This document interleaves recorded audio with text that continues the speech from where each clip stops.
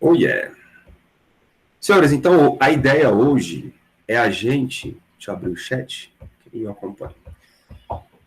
É o seguinte, a gente começou a falar sobre o potencial elétrico. E aí vocês viram que o potencial elétrico é também uma análise do campo em volta de uma carga. Só que esse campo em volta dessa carga agora está tendo uma análise escalar. Por quê? Porque nós estamos analisando a energia, né, das interações entre as cargas, e não mais a força entre as cargas. Se você coloca na sua cabeça assim, olha, o campo elétrico é um campo vetorial em torno da carga, e o potencial elétrico é um campo escalar em torno da carga. Beleza? O campo elétrico ele está associado à força elétrica e o potencial elétrico está associado à energia. De qualquer maneira, as duas formas correspondem a interações, né, do campo com uma carga. Quando você coloca uma segunda carga ali dentro do campo, enfim. Mas o grande lance é esse. Um deles é escalar, o outro é vetorial. Tá bom? Mas os dois são campos. Não deixam de ser campos. Bom dia, senhor Armando. Então a gente viu, deixa eu coisar aqui. Eu já compartilhei a tela, não?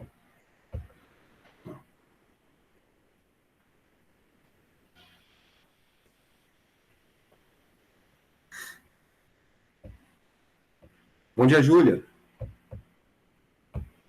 Bom dia. Maravilha, né? Tudo certo, peraí. Maravilha. Então, olha aí. O campo elétrico, ele é um cara que indica para você a quantidade de força aplicada em cada coulomb de carga colocada em volta de outra, beleza? Ou cada coulomb de carga colocada dentro desse campo. Isso é o campo elétrico. O potencial elétrico, ele vai indicar para você o quanto de energia uma carga vai adquirir ao ser colocada naquele ponto. Entendeu? Então, eles têm aí um paralelo, só que a diferença é que um está com uma interpretação de força, o outro está com uma interpretação de energia. Ponto final. Por isso que um é medido em newtons por coulomb, que é o campo elétrico, o outro é medido em joules por coulomb, que é o potencial elétrico. Né? Um indica quanto de força é aplicado, o outro indica quanto de energia é adquirida. Mas é a mesma ideia. Bom, e aí o que a gente fez na aula passada? A gente descobriu como calcular, né, o potencial elétrico de algumas coisas, por exemplo, de uma carga pontiforme, de um campo elétrico uniforme, também a gente fez isso. Né, a gente chegou a algumas equações lá na aula passada. Aí, vocês viram que, vou colocar aqui, ó, se você tem uma carga elétrica, por exemplo, vou chamar de Qzão aqui, uma carga elétrica produtora de campo e potencial em volta dela, o potencial em qualquer ponto, potencial aqui, por exemplo, no ponto P, percebam que no ponto P, galera, não tem carga, é um ponto do espaço, não tem nada lá. O potencial aqui é dado por 1 sobre 4π ε0, a carga dividido por R, onde R é a distância do Qzão para cá. Só que isto só foi possível porque a gente indicou que lá no infinito o potencial é zero. Né? Então a gente vai contando o potencial a partir do infinito e à medida que você se aproxima da carga Qzão, o potencial vai crescendo. Beleza? E ele é zero, galera, em qualquer direção. Então, por exemplo, aqui o potencial é zero. Aqui embaixo o potencial também é zero. Beleza? E à medida que você vai, então, indo em direção à carga, aí o potencial ele vai aumentando. E faz muito sentido, né, cara? Por quê? Vamos pensar, se eu coloco uma carga de prova aqui, nessa região, estão vendo aí, né? Aqui nessa posição, essa carga adquiriu uma energia. E nós calculamos essa energia. A energia era Q vezes o V. Né? Cuidado para não ficar o U e o V parecido. Q vezes o V. O V é o potencial, que é esse potencial que está aqui em cima, que a gente já escreveu. Agora, se eu coloco esta carga mais próxima, se eu coloco ela aqui, por exemplo, vocês vão de concordar comigo que a interação é muito mais forte. Então, a energia adquirida por esta carga Qzinho é muito maior do que se eu colocar lá atrás. Então, vou chamar aqui de posição 1 e aqui de posição 2. Então, a energia adquirida na posição 2 é maior do que a energia adquirida na posição 1. Isso quer dizer, então, que o potencial na região 1 é menor que o potencial na região 2. E aí, quanto mais longe, menor é o potencial. Faz muito sentido, né? Faz muito sentido. Beleza. Então, vamos dar continuidade aqui aos eventos da aula passada. Só para relembrar, galera, na aula passada eu chamei de número 1. A gente está nas aplicações. O campo elétrico uniforme. Então, a gente descobriu como calcular a diferença de potencial dentro de um campo elétrico uniforme. Depois, a gente fez a carga pontiforme, né? E agora, eu quero fazer várias cargas pontiformes, beleza?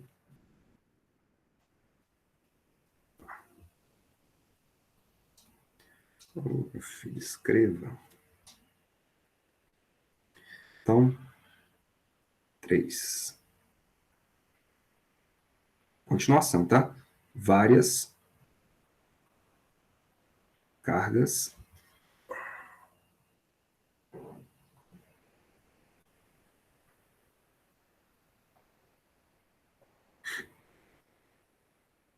pontiformes. Várias cargas pontiformes. O que acontece? Quando você tem várias cargas pontiformes, quando era campo, o que você fazia? Você somava o campo que cada carga produzia num ponto específico. Aqui é a mesma história, só que aqui é até mais fácil. Por quê? Porque aqui você está trabalhando com escalares, né? Então você não precisa levar em consideração a direção e sentido. Então, de qualquer maneira, você vai buscar o princípio da superposição.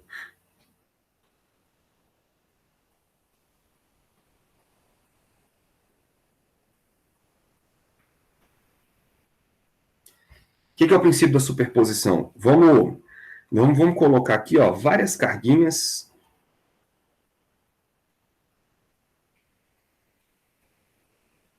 Será que isso aqui dá para pintar?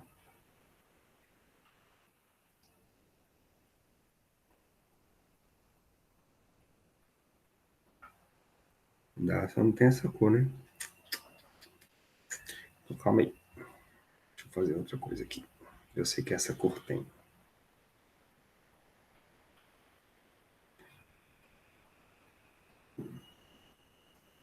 Nem era essa cor, né? Essa aqui. Pronto.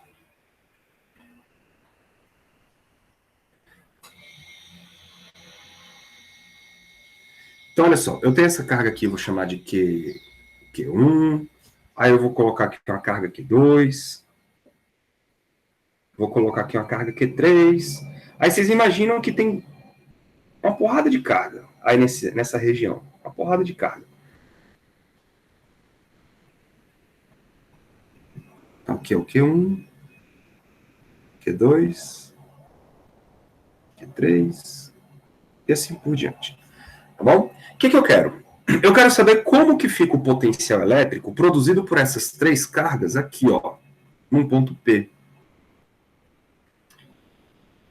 Eu sei que a distância de cada carga até o ponto P é importante, então eu vou marcar aqui, ó, todas as distâncias. Vou botar de aboba.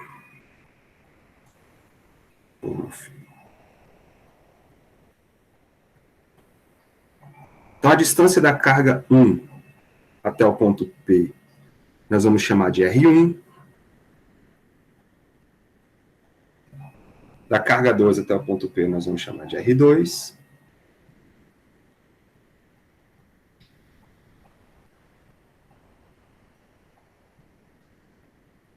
e aqui de R3.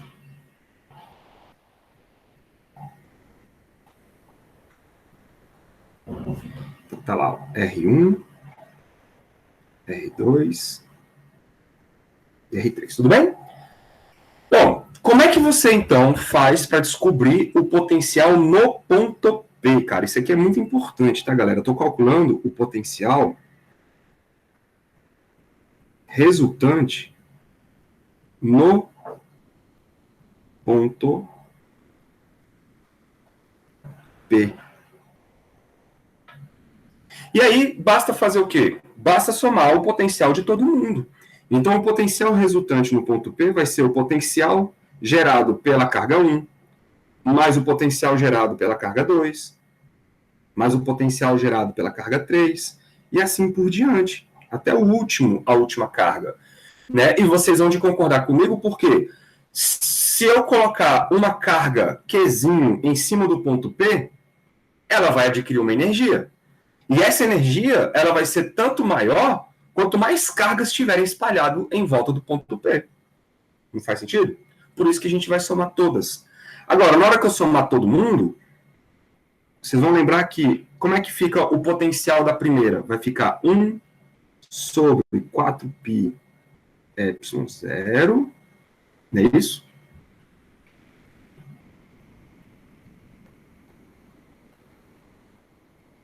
Vezes Q1 sobre R. Potencial da segunda, 1 sobre 4π ε0, Q2 sobre R. Só que as distâncias não são as mesmas, né? É sempre a distância da carga até o ponto. Então, Q2 sobre R2, Q1 sobre R1, e assim por diante.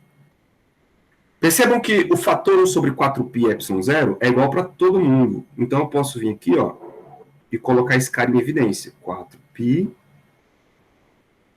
ε0,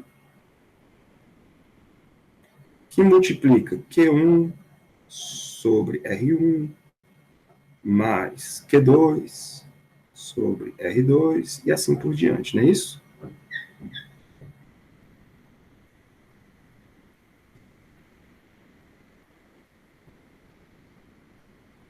E assim por diante. Beleza, a gente pode reescrever esta equação através da ideia do somatório. E eu já vou trocar de cor, ó. Então, o potencial elétrico no ponto P é 1 sobre 4π ε0, beleza? Aí eu vou ter aqui uma soma em I de quem? De QI sobre RI. O que é isso? Q1 sobre R1, Q2 sobre R2, Q3 sobre R3, e assim por diante. Deixa eu arrumar esse símbolo aqui, ficou feio demais.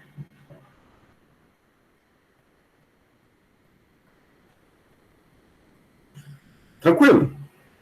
Então, se você tiver 3 cargas, você vai somar 3 coisas. 4 cargas, 4 coisas, e assim por diante. Agora, e se eu colocar uma carga no ponto P? Então, olha só, é uma pergunta diferente, hein, galera? Esta primeira que eu fiz aí é o potencial no ponto P. Percebam que o potencial no ponto P é devido às outras cargas. Se eu quiser calcular a energia potencial no ponto P, eu preciso colocar uma outra carga no ponto P. Tá bom? Eu só posso falar de energia quando eu falo de interação. Então, agora, ó, eu quero a energia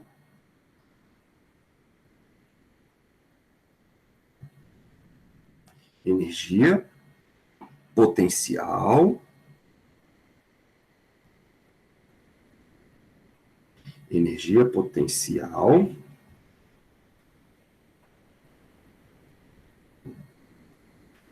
de uma carga, vou botar completa aqui, ó, de uma carga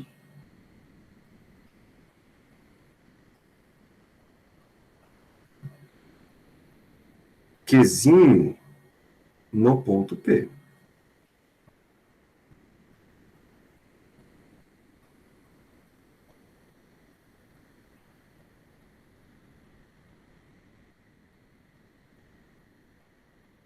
De buenas? O que é isso? A gente viu na aula passada que para calcular a energia potencial de uma carga é o produto da carga que você colocou no ponto vezes o potencial naquele ponto. Ora, mas quem é o potencial no ponto P? É essa equação que eu acabei de descobrir lá em cima, que tem um somatório, não é isso? Então, como é que ficaria a energia adquirida pela carga se eu colocar aqui agora uma carga Qzinho? Se eu coloco lá uma carga Qzinho no ponto P, a minha energia U vai ser... Eu vou multiplicar Qzinho vezes aquele cara lá de cima. Então, eu vou colocar aqui já o Qzinho, ó, vai ficar Qzinho sobre 4π ε0 vezes a soma em I de QI sobre RI. Faz sentido, não faz? Pronto, assim você calcula a energia. Então, tome muito cuidado, galera. O V, vou botar assim, ó, o V é o potencial no ponto P.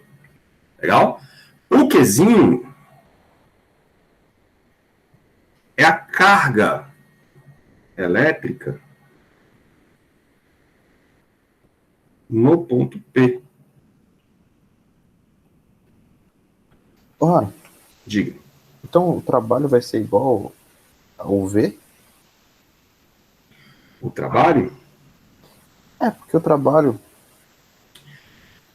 O que você tem que tomar cuidado é o seguinte, o trabalho é sempre uma mudança de configuração. Então, por exemplo, se eu trocar aqui, ó, vamos supor que aqui está o ponto P.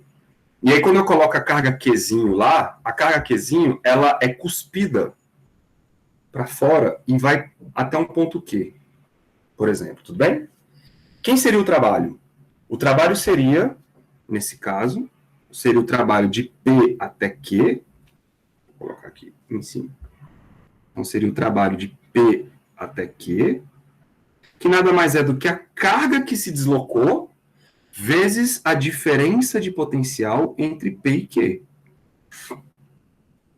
Então, você teria que calcular separadamente o potencial no ponto P, depois o potencial no ponto Q, depois tirar a diferença dos potenciais, ok? E aí sim você calcula o trabalho. Agora, é claro, se você considerar que esse ponto Q está muito longe de todo mundo, ou seja, o ponto Q está lá no infinito, então você pode considerar que o potencial aqui é zero. Aí sim, a diferença de potencial é apenas o potencial no ponto P, porque vai ficar o potencial no ponto P menos zero, sacou? Aí esse zero, ele não entra na conta, então vai ficar, o trabalho vai ficar Q vezes o potencial no ponto P. Por quê? Porque você adotou o segundo como sendo zero. Faz sentido? Faz sentido, mas tem que rever os negócios aqui. Então, beleza.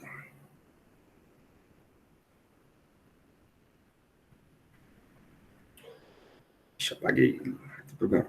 Bom, agora, a pergunta é, qual é a energia do sistema?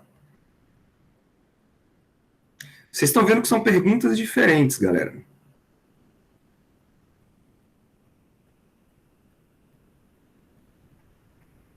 Agora a pergunta não é qual é a energia que uma carga adquire no ponto P. Eu quero a energia do sistema. Por que do sistema? Porque, ora, cada carga interage com a outra. Então, eu tenho aqui ó, uma interação entre Q1 e Q2. Essa interação aqui gera uma energia. Eu tenho uma interação entre Q2 e Q3. Essa interação gera uma energia. Eu tenho uma interação entre Q1 e Q3.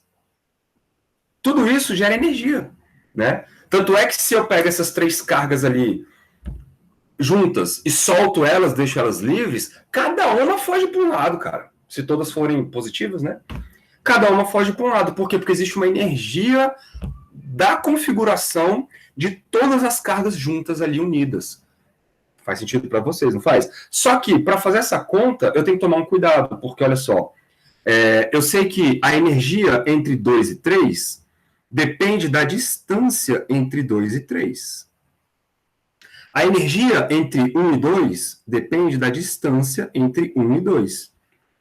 Ok? E assim sucessivamente, né? Aqui depende da distância entre 1 e 3. Como é que eu faço uma soma com isso? Eu tenho que somar, então, a energia entre 1 e 2, mais a energia entre 1 e 3, mais a energia entre 3 e 1. Eu tenho que somar todo mundo. E aí eu já vou jogar a equação aqui, aí vocês vão ver que faz muito sentido a equação. Bom, vocês estão vendo que a energia, galera, entre duas cargas é sempre que o produto das cargas, né, vezes o produto das cargas, Qzinho vezes Qzão, dividido pela distância entre eles.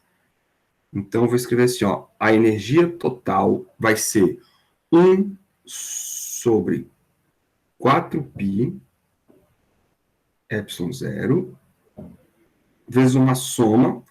Aí eu vou multiplicar ó, as duas cargas, eu vou chamar de QI e QJ, beleza? Porque são duas cargas, deixa eu botar assim.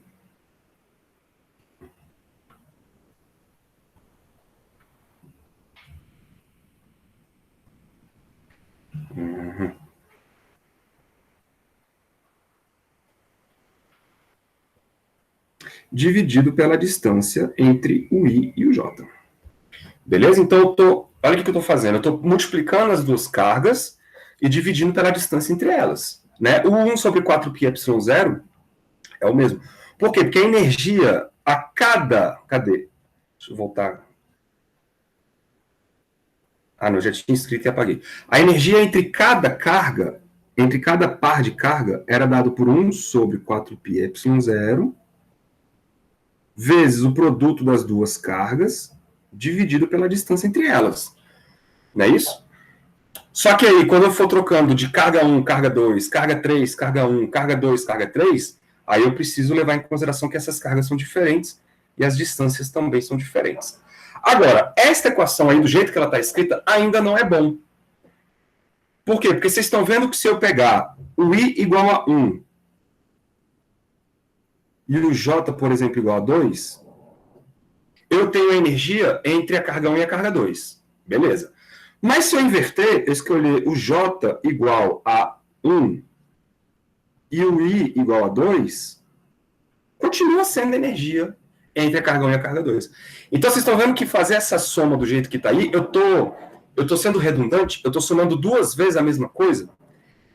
Então, você tem que dar um jeito de deixar isso aí de maneira que você some apenas uma vez o par. Uma das formas é escolher o I menor do que J. Beleza? Então, sempre você vai escolher 1, 2 e não 2, 1. Sempre 1, 2, 3, 4, 1, 3, 2, 6, sacou? E nunca invertido. Que aí você, pronto, você só contabiliza isso apenas uma única vez. Ok, galera. Então, I menor do que J. Muito bem. Então, vamos para o que interessa hoje, que é a quarta aplicação. E aí a gente vai ter bastante exemplo desse troço. Ô, mas não poderia ser ao contrário também, não? Poderia. Sem problema. É só uma escolha. Então, 4.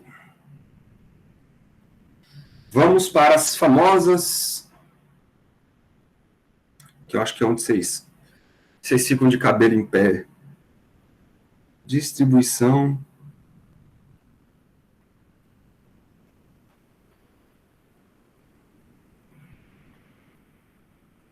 contínua.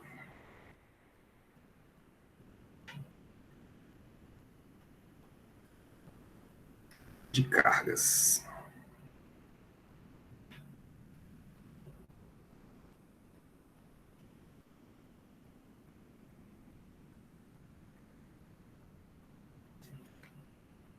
Né?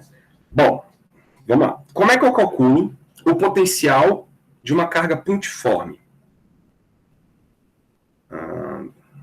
Deixa eu ver se eu coloco aqui, ó. Assim. Então, como seria uma carga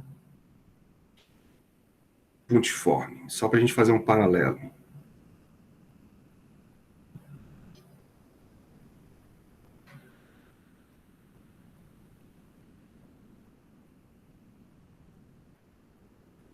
A carga pontiforme, nós sabemos calcular o potencial dela. O potencial dela é V, adotando o infinito, né, como zero, 1 sobre 4π epsilon zero, vezes, eu vou fazer devagar aqui para vocês associarem, tá? Vezes a carga sobre a distância. Beleza. E se eu tiver várias cargas pontiformes?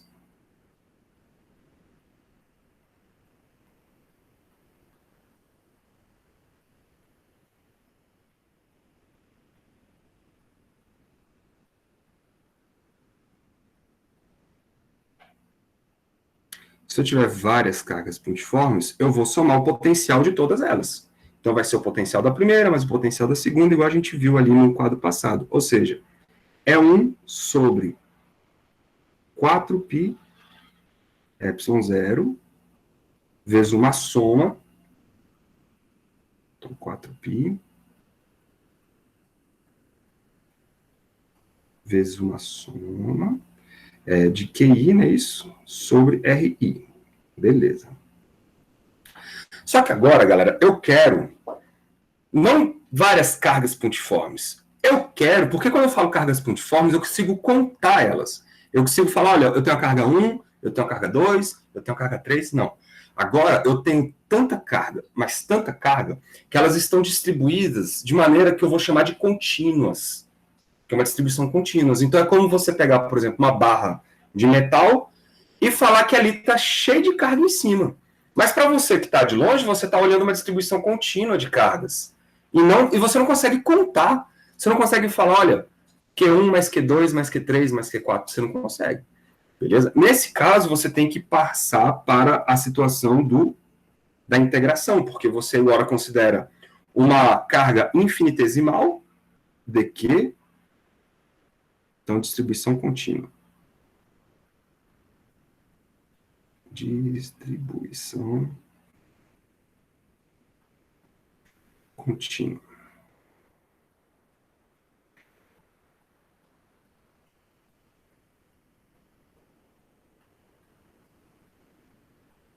Então, ao invés de somar uma por uma, você vai ter que trocar esse somatório aí para cargas tão pequenininhas, mas tão pequenininhas, que são infinitamente próximas, que essa soma vai virar uma integral, beleza?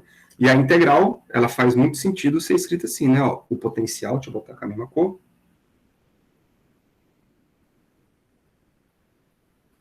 O potencial vai ser 1 sobre 4π epsilon zero, isso aqui mantém, porque é constante.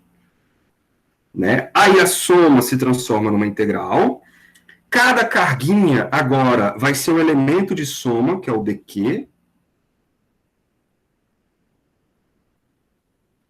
dq sobre a distância desse dq até o ponto que você quer. Olha que beleza. Então agora a matemática ela consegue fazer isso. Você só troca uma soma discreta. O que é uma soma discreta? É você saber somar e identificar quem é quem, 1 mais 2 mais 3 mais 4, e agora uma integral de números contínuos. São infinitos números ali dentro que você está somando, e você está considerando que eles são tão próximos que agora você vai fazer uma integração. Beleza, galera? É assim que você vai calcular uma distribuição contínua de carga. Oh, Diga. deu bom não. Mas aqui, a gente está somando no referencial paralelo à barra, né? É tipo num ponto, mas não. É um ponto, por exemplo. Você tem aqui uma barra, e aí essa barra está toda ela eletrizada positivamente. Aí você quer calcular o potencial aqui, ó, no ponto P. Né? Aí quando você calcula aqui o potencial no ponto P, você vai somar o potencial que, cara, igual a gente fazia com o campo elétrico. Ah, não. Pois é, mas eu falo assim, Não, porque o campo é porque É que se for nos pontos P, a distância entre essa carguinha da ponta ia variar pro ponto P. Só Vai que variar, porque você vai trocar as cargas, né? Então, você vai pegar esse daqui aqui, aí tem essa distância. Aí, quando você pegar o próximo daqui aqui, aí já vai ter outra distância. Aí você vai ter que ir somando todos esses daqs, e aí as distâncias vão mudando. Então, você precisa saber qual é a relação entre as distâncias e a posição das cargas dentro do seu sistema. Por isso que geralmente aparece um cosseno de teta, um seno de teta, e aparece a distância lá para você integrar.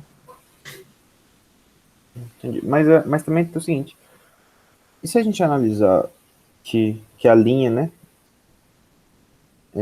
paralela a essa carga é zero, né, a diferença do trabalho? Não, só vai ser zero dessa forma que você está querendo, cara, se você tiver uma distribuição infinita de carga aqui, ó. Aí sim você vai ter uma superfície equipotencial do jeito que você queria. Porque agora não, agora você não tem mais uma distribuição infinita. Então o campo elétrico desta carga, desta barra, ele pode até ser assim, aqui nessa parte. Mas quando você vai para as bordas, esse cara ele faz curva.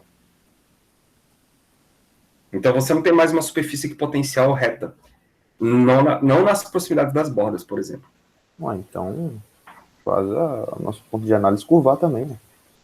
Isso aí, você vai ter que curvar, exatamente. Tá. Beleza, captei agora. Massa.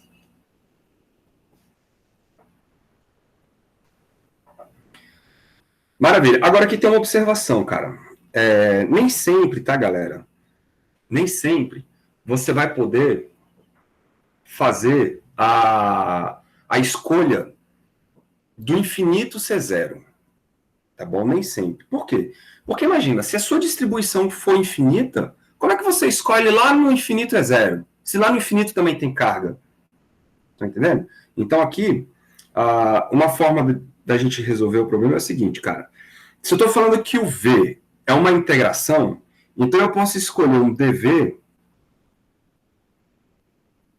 como sendo 1 sobre 4π, né, ε0, vezes o daqui, eu tirei a integração daqui, e eu estou falando que isso aqui é um elemento de potencial, sobre R. E aí, quando você for integrar, você vai ter o potencial num ponto menos o potencial no outro. Daí você não necessariamente pode chamar de zero um deles, porque se a distribuição for infinita, você perdeu esta, digamos, esta facilidade. Então, eu vou escrever isso aqui para vocês, tá? Depois vocês terem isso analisadinho. Então, ó, observação. Quando a distribuição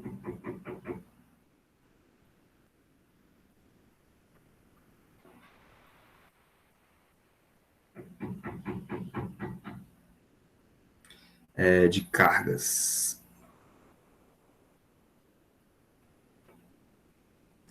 se estender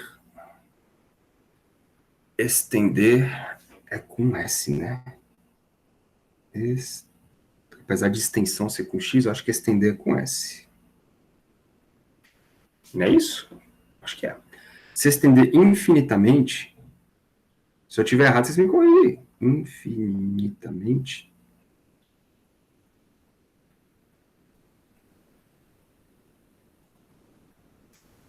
Ou seja, uma barra infinita ou um plano infinito. Nesses casos, galera, não vai ser possível. Não é possível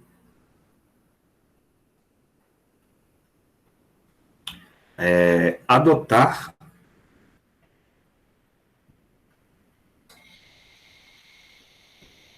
o potencial igual a zero no infinito.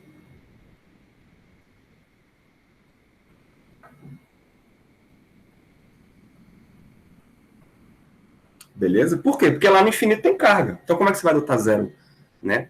lá. Aí o que você faz? Você escolhe um ponto arbitrário qualquer e fala assim, ó, o meu referencial é aqui, pá, 0. Então eu vou começar a contar a partir daqui. Aí vai depender da conveniência do problema, tá bom? Então vamos fazer algumas ideias com tudo isso. Primeiro, eu vou fazer a mais simples de todas, que vai ser a esfera. É uma esfera condutora, né?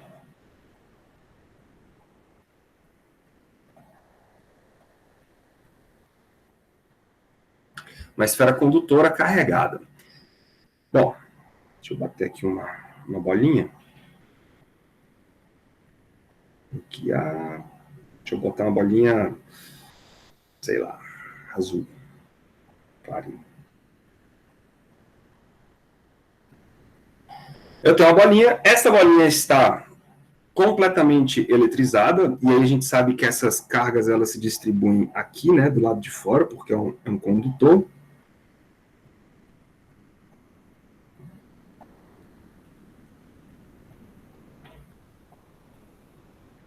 É um condutor.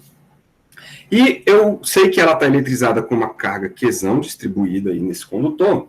E aí nós vamos fazer algumas situações. Eu quero saber como que fica o potencial fora da esfera, dentro da esfera e na superfície da esfera. Beleza? Essa vai ser a nossa brincadeira. Para isso, galera, eu vou então considerar um ponto P, aqui qualquer, ó. Vou chamar aqui de ponto P. E aí eu vou descobrir quanto que fica o potencial no ponto P. A distância que nós vamos usar vai ser a distância do centro da esfera até o ponto P.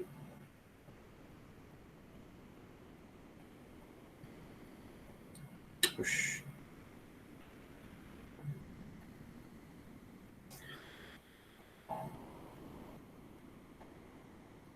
Esse vai ser o raio. E aí eu tenho também o raio da esfera.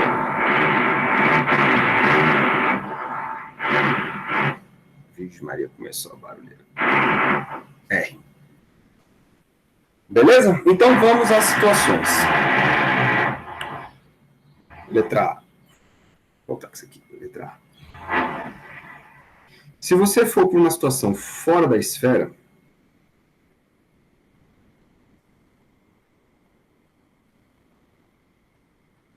que é o que o desenho aí está mostrando, que é exatamente você ter o raio Rzinho maior do que o raio Rzão.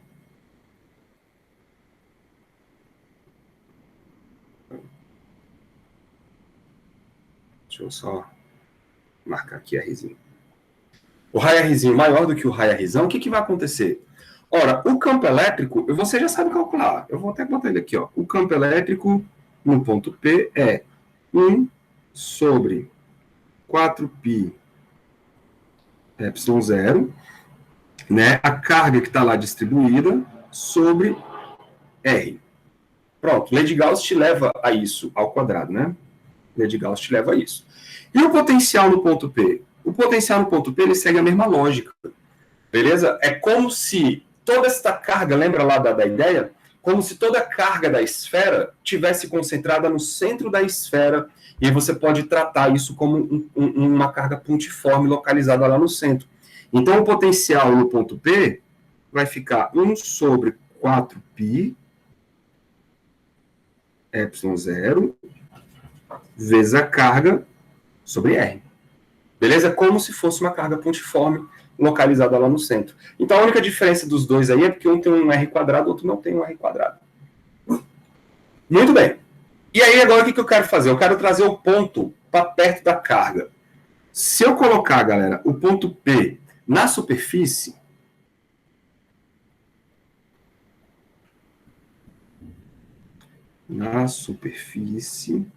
existem algumas discussões aí, né? Superfície. Ou seja, Rzinho é igual a Rzão. Diga. Ali em cima, no fora da esfera, no potencial, não é Rzão ao cubo, não? Não. Rzão é só Rzinho mesmo. Por conta disso aqui, ó. Quando você tem uma carga pontiforme, olha como é que é a equação.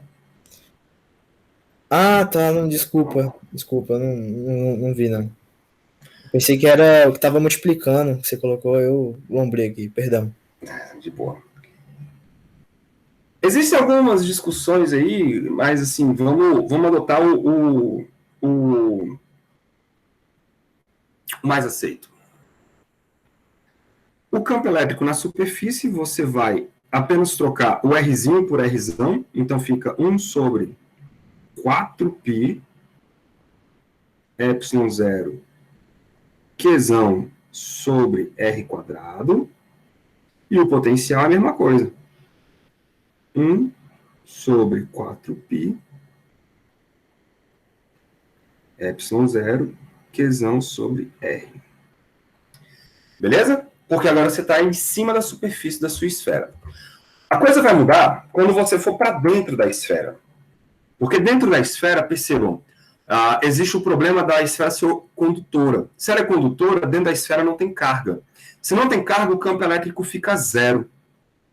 Porém, a esfera está em equilíbrio eletrostático.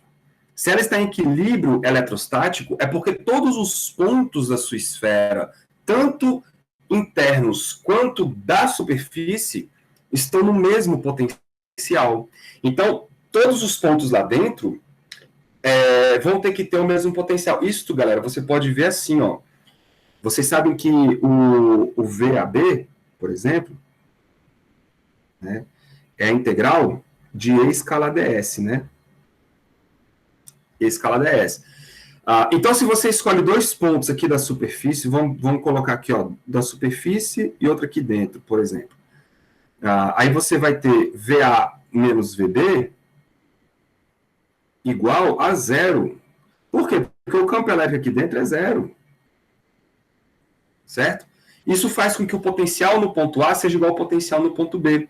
Então, todos os pontos da minha esfera, os pontos internos, eles estão no mesmo potencial. Então, dentro da esfera, o potencial é zero, o campo elétrico é zero, mas o potencial não. Beleza? Porque o potencial ele é constante. Então, vamos lá. Dentro da esfera.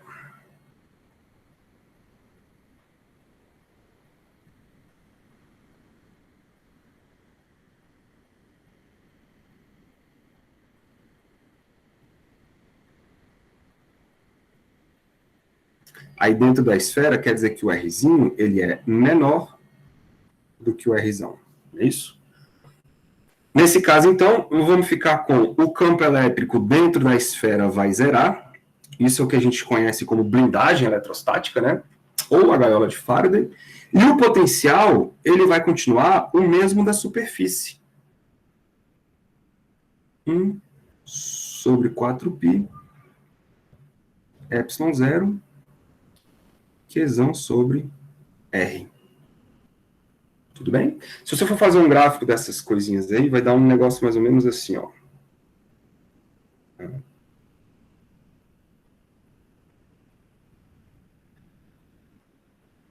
Então, botar no eixo vertical aqui o campo elétrico, por exemplo. Deixa eu não mais falar, não. Aqui.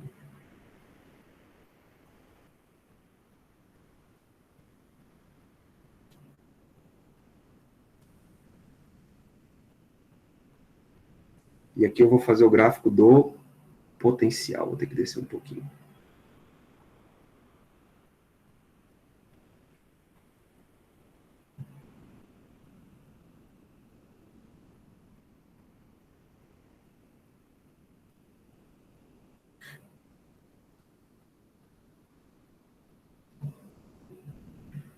Chegar um pouquinho mais para lá, né?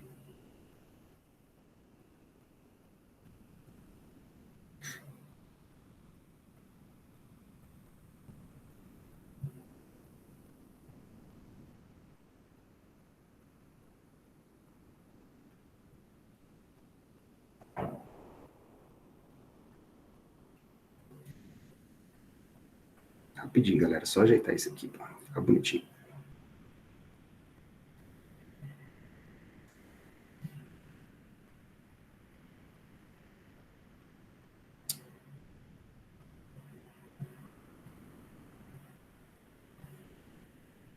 Beleza, então, ó, esse gráfico aqui é o do campo, esse gráfico aqui é o do potencial. Ok? Os dois, eles têm aí um momento de mudança, que é quando a gente alcança o raio da esfera. Então, deixa eu colocar aqui, ó. Vou marcar aqui o raio da esfera bem aqui. Aqui.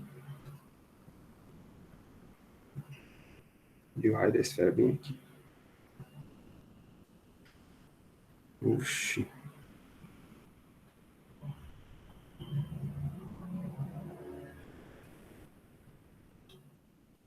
Pronto. Distância é a distância. Aqui é o raio da esfera. E aqui é o raio da esfera. Pronto. O que acontece? O campo elétrico dentro da esfera, o campo elétrico é zero. Então, ó, deixa eu botar de vermelhinho. Em todos os pontos internos da sua esfera, o campo elétrico vai ser zero. Tá aqui, ó. Belezinha? E quando você atinge, então, a superfície da esfera, aí você tem aqui um campo elétrico, que é aquele valor que a gente viu, e depois ele cai com a distância ao quadrado. Então, ele cai assim. Faz sentido, né? Já o potencial, não. O potencial, ele é constante dentro da esfera, e depois ele cai com o inverso da distância. Ele cai um pouco mais lento.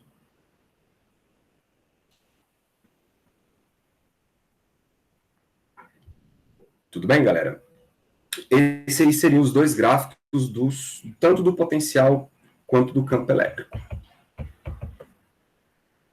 Vou botar aqui entre parênteses, que é importante vocês saberem, esse cara aqui ele é constante.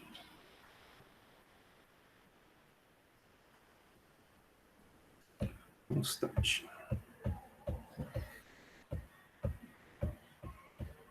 Ó, Diga. então dentro de uma esfera oca, né? Ou oco ou não oco, o potencial, ele não vai mudar independente da distância. Não, não vai mudar. Por isso que dentro da esfera você não tem corrente elétrica. Por isso que você fica seguro dentro de um carro. Porque o carro se comporta mais ou menos assim, né? Quando você tem uma descarga elétrica, imagina aqui um carro. Quando você tem uma descarga elétrica que bate aqui na carroceria, vocês sabem que só vai ter caminho de carga, ou seja, trabalho, né? O que é o trabalho? É você empurrar as cargas de um lado para o outro. E isso tem a ver com corrente elétrica, se você tiver diferente de potencial. Né? E claro, você precisa do campo elétrico. Então, se aqui dentro o campo elétrico for nulo, estas cargas aqui elas não conseguem adentrar o sistema.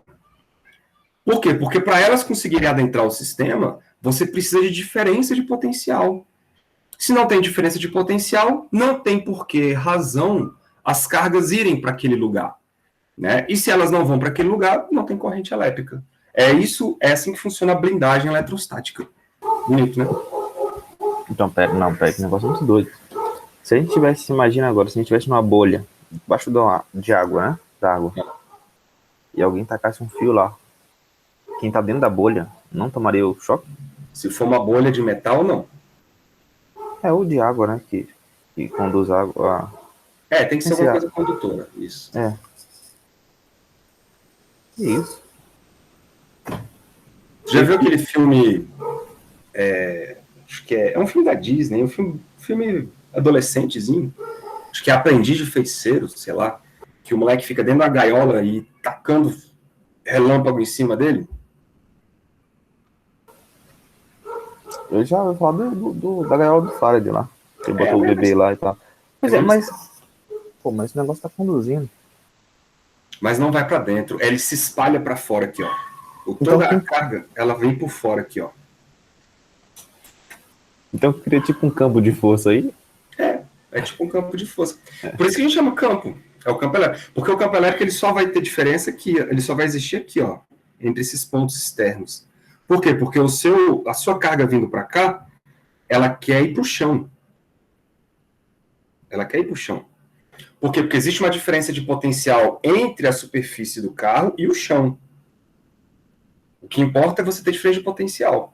Se você não tiver diferença de potencial, por exemplo, se essa borracha aí do pneu for muito, muito violenta, então você não tem a passagem de cargas para o chão, e aí todas as cargas ficam aqui concentradas no seu carro. E isso não é legal, porque você tem ali uma alta energia de cargas na sua carroceria. Se alguém chegar aqui e encostar nesse carro, já era. Vai tomar choque. Tá bom? Uma vez fizeram uma conta, quanto de borracha seria necessário para segurar estas cargas aí em cima do carro, para não deixar elas vazarem para o chão. E, velho, tipo, deu 1 quilômetro de borracha. Então, não é a borracha que segura as cargas, que te protege, né, na verdade. O que te protege, na verdade, é o fato de você estar blindado por um ambiente condutor. Que isso? Então, peraí. Então, deixa eu viajar um pouquinho. No planeta Terra, então, a gente é meio que blindado, assim? Tem uma camada de fora? Vamos supor, né? Se tivesse o planeta em si. Poderia aplicar essa ideia? Cara, e se você for pensar em algumas circunstâncias, nós somos blindados. Porque, o nosso planeta, cara, ele tem um campo magnético. Ele não é feio assim, né? Ele é bonitinho, tá? Esse campo magnético, ele blinda a gente de partículas que vêm do Sol, uma radiação que vem do Sol, que é conhecida como vento solar. E isto protege a gente, cara, inacreditavelmente. Se a gente perder essa proteção aí, o planeta Terra, ele entra em colapso, ele queima. A vida não é possível. Tá? E a galera já descobriu que a heliosfera, a galera já descobriu, porque vocês sabem que existem 2 satélites aí que estão nas fronteiras do sistema solar, né? Então aqui está o Sol, aí tem lá Mercúrio, Vênus, Marte, todo mundo, né? Júpiter. E aí nós estamos andando aí no universo, né? Está todo mundo caminhando e girando aí em torno do Sol. Existe uma heliosfera, cara, que é exatamente uma camada que o Sol ele emite, que é o campo também. Eu vou escrever ele assim, ó. E acho que é... Como é que é o nome da sonda? Não é Huygens, não. É Huygens? Acho que não. Esqueci o nome da... A Voyager, professor. Voyager, obrigado. É a Voyager. A Voyager, ela tá aqui na fronteira, bicho, e ela começou a descobrir que existe uma grande quantidade de radiação depois da ionosfera. Então, essa heliosfera do Sol blinda o sistema solar contra radiações cósmicas de outras estrelas, de outras galáxias. Olha que maluquice, velho. Chique, né? E esse campo é feito pelo Sol, Raio? É, pelo Sol. Pelo núcleo dele. Como ele é toda uma bola de fogo, né? E uma agitação, assim, fogo, né? Modo de dizer. Mas ali você tem uma turbulência absurda de campos magnéticos e campos elétricos, então isso ele se espalha pelo espaço, né? E ao se espalhar pelo espaço, ele interage com as partículas que estão no espaço, então ele empurra partículas para fora do espaço. Né? Então, pode ser que o nosso sistema solar seja tão vazio, assim, do ponto de vista de vácuo, porque o Sol empurra esse negócio. E por isso que os planetas mais internos, por exemplo, Marte e Vênus, Vênus e Mercúrio, eles não têm atmosfera, porque o Sol jogou essas atmosferas para longe, e esses caras não tinham gravidade suficiente para manter a atmosfera perto deles. A Terra não, a Terra já está um pouco mais longe, e aí tem força suficiente para manter uma camada de ar em volta dela, que é o que faz a gente sobreviver. Né? Aí os planetas de dentro não têm essa camada. A camada de Vênus, ela praticamente não existe, e a camada de Mercúrio, ela é próxima de zero. Porque o Sol empurra. através dessa radiação aí. Legal, né?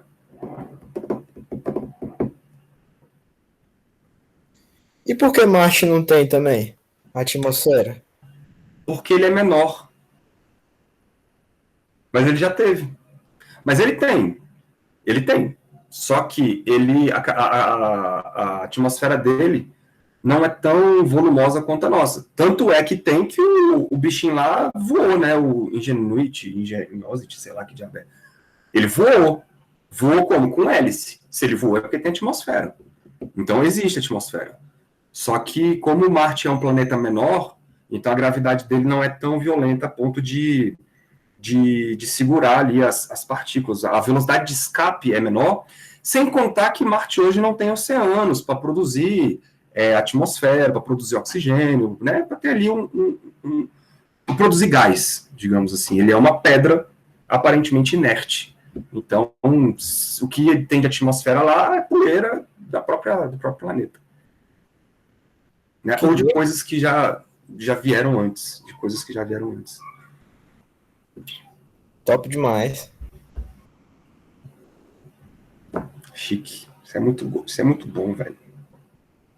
Ô, professor, eu queria te perguntar, a Terra é um condutor, então, né? Porque, tipo, a gente tá num... É um condutor?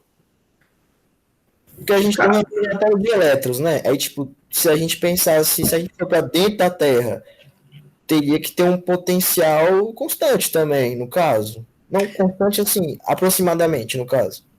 Cara, então, sabe-se que o planeta Terra, ele é eletrizado. Ele é eletrizado. Como se fosse uma esfera eletrizada. Agora, o problema é que ela é feita de rochas, né? Rochas. E mais para dentro nós temos magmas ali, nós temos, inclusive no núcleo, nós temos ali um volume muito grande de corrente elétrica. Então não é um condutor em equilíbrio. Não é. Então o potencial para dentro não é constante. Porque, primeiro, tem várias formações diferentes, além de rochas, oceanos e magmas e tal. Então você tem ali uma estrutura completamente não homogênea, sacou? Então você não pode falar que para dentro o potencial é constante. Uhum. Ele é bem mais complicado. Bem mais complicado. Saquei. Maravilha. Então vamos para a nossa primeira aplicação de integrais. Vamos pegar, galera, um fio infinito carregado. Infinito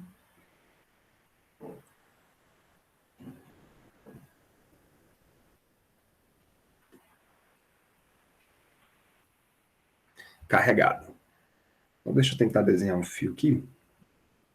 Vou manter o padrão do azulzinho. Não, esse que eu quero. Esse aqui.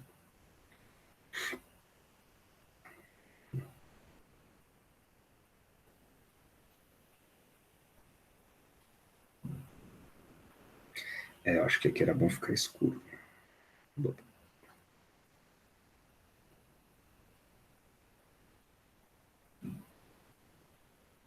Agora, meu filho, selecione, jovem.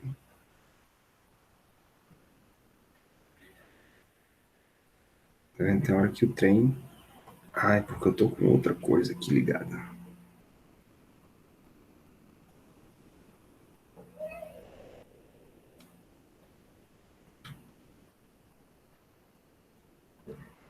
Então, esse aqui vai ser o nosso fio. Vou até dar uma alargada nele.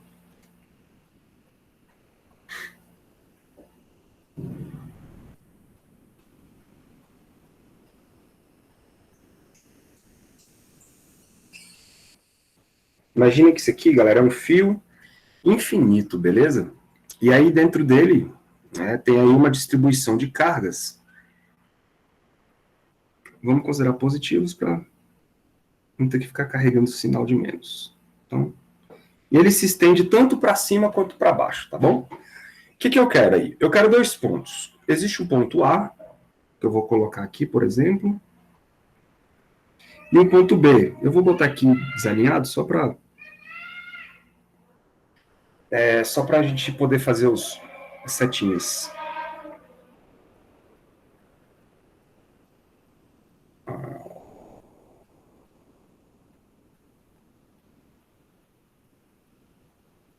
Então, existe a distância do meu fio até o ponto A. Nós vamos chamar isso aqui de RA, ou DA, tá? Tanto faz. Mas como vocês já viram que isso aqui tem uma simetria cilíndrica, né? Então, a gente considera aí um raio do cilindro. Então, eu vou chamar de RA. E aí, um raio RB.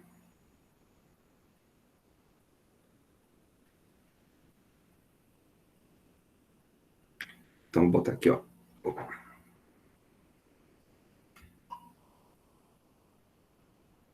RA e RB.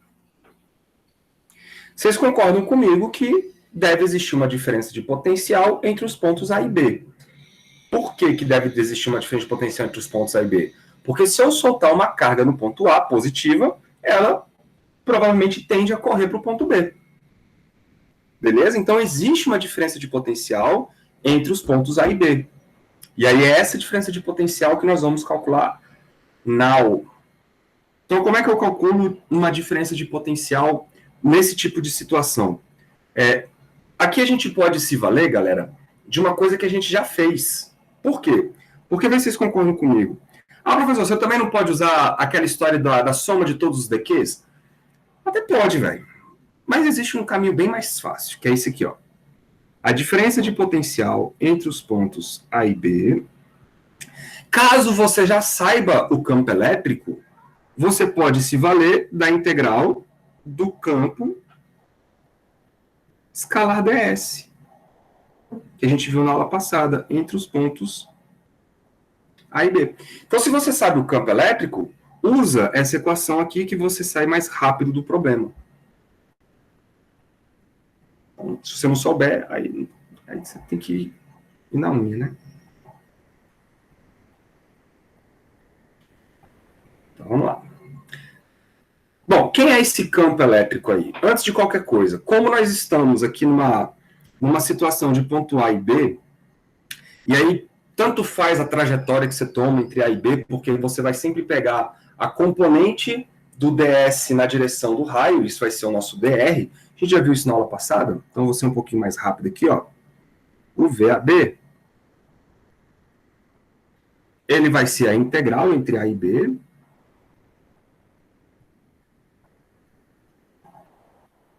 do campo elétrico na direção radial, né? Porque o campo elétrico ele sempre aponta para fora do fio. Isso a gente descobriu através de quem? Da lei de Gauss, usando a lei de Gauss. E o ds ele vai se transformar no nosso dr. Lembra? Porque você vai, quando pegar o produto escalar do campo com do campo com ds, você vai ter uma coisa do tipo ds e um cosseno de θ, lembra? E esse ds cosseno de θ, ele corresponde ao dr, tá bom? E esse cara aqui é o campo elétrico em torno do fio. Por isso que a gente pode escrever assim. Bom, e aí eu vou pegar o resultado que nós já fizemos, né? Isso vem lá da aula da lei de Gauss. Da lei de Gauss, o campo elétrico é dado pela densidade de cargas, eu vou usar a densidade de cargas, dividido por 2π ε0 R. Este é o campo elétrico do fio. Lembram disso? Deixa eu ver se está certinho. Eu vou pegar aqui, ó. Por isso que é bom ter as coisas arrumadinhas, ó. Vamos pegar a lei de Gauss? Ó, aula da lei de Gauss. Está aqui, aula 4. Lei de Gauss. Vamos atrás do, aqui, o fio. Uma linha de carga. Olha ele aí, ó. O campo elétrico produzido pela linha de carga é esse bichinho aí. Lambda sobre 2π ε0. Vamos voltar lá então e vamos se valer desse campo para calcular o que a gente quer. Então tá aí, ó. Lambda sobre 2π ε0 R.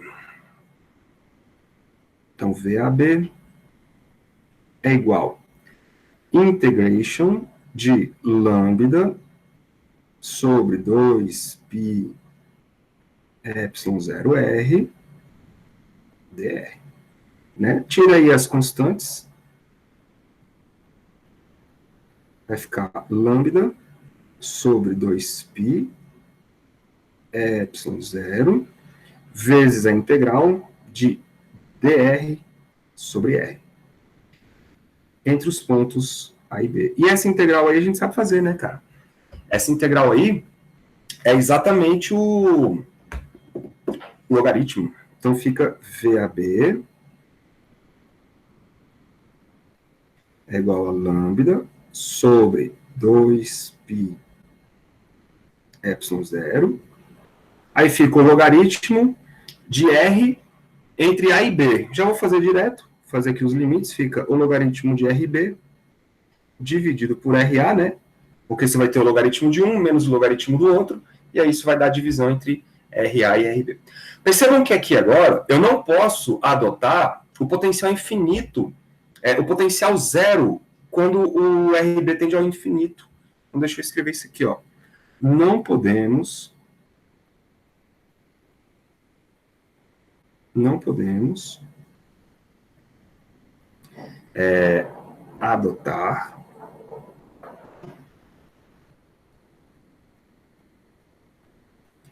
adotar VB igual a zero para RB tendendo ao infinito. A gente não pode fazer isso.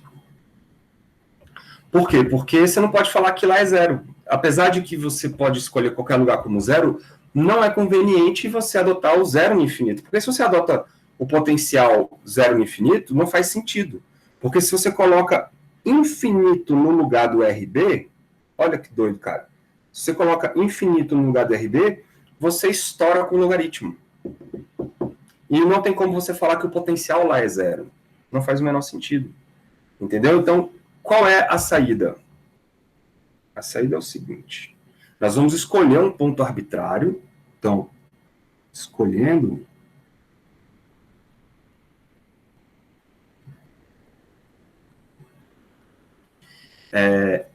um potencial B igual a zero para uma distância arbitrária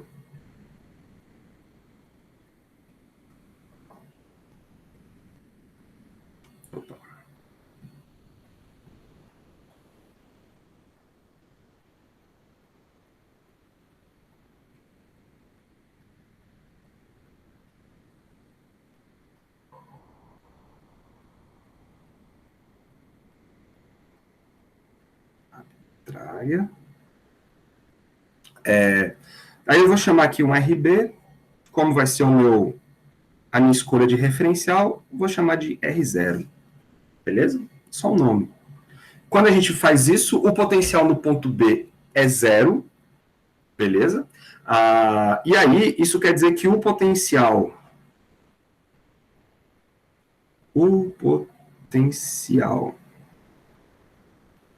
a uma distância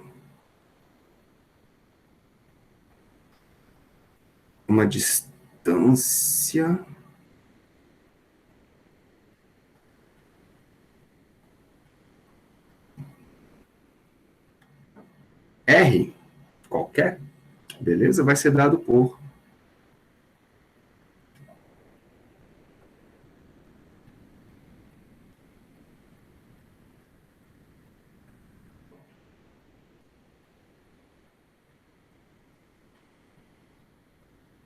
E aí, ao invés de usar VAB, a gente usa só o V, porque o VB é zero.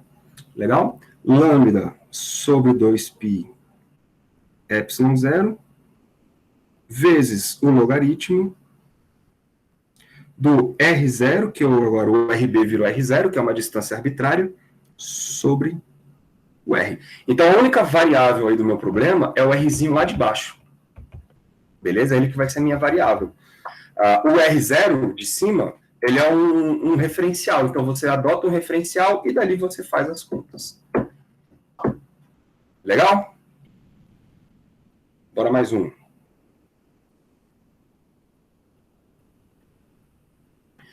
Agora nós vamos pegar um fio sem ser infinito. Nós vamos pegar um fio finito.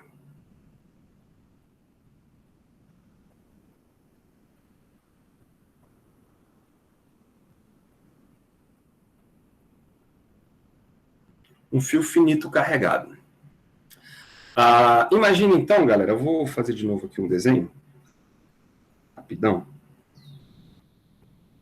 Vou botar uma linha aqui horizontal.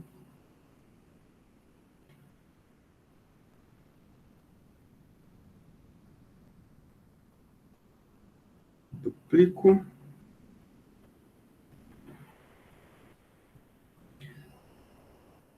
Tá aí, ó, um fio finito de tamanho L. Eu vou passar aí um referencial, beleza? Deixa eu colocar aqui cargas espalhadas por ele. Mais. Vamos colocar aqui um eixo X e um eixo Y. Então,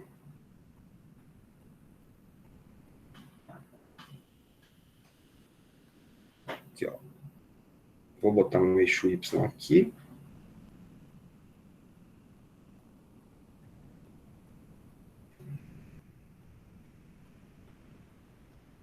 E um eixo X aqui.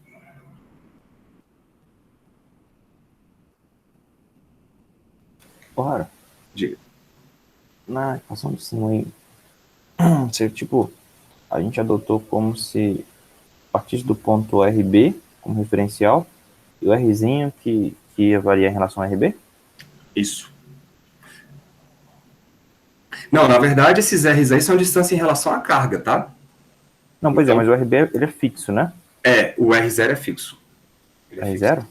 O R0. Ah, não é B, não? Assim. Não, a gente chama de R0 só para falar que ali é o nosso referencial. Assim. Então, aí a gente, no caso, a gente analisar essa diferença em relação ao RB, R0. É como se fosse assim, Carol. Imagina que aqui é o R0, beleza? Aqui é o R0. Então, a distância é sempre em relação à carga, a linha de carga, que é o fio. Aqui está o fio. Aí está o R0. Então, aqui nesse ponto, a gente adota o V igual a 0.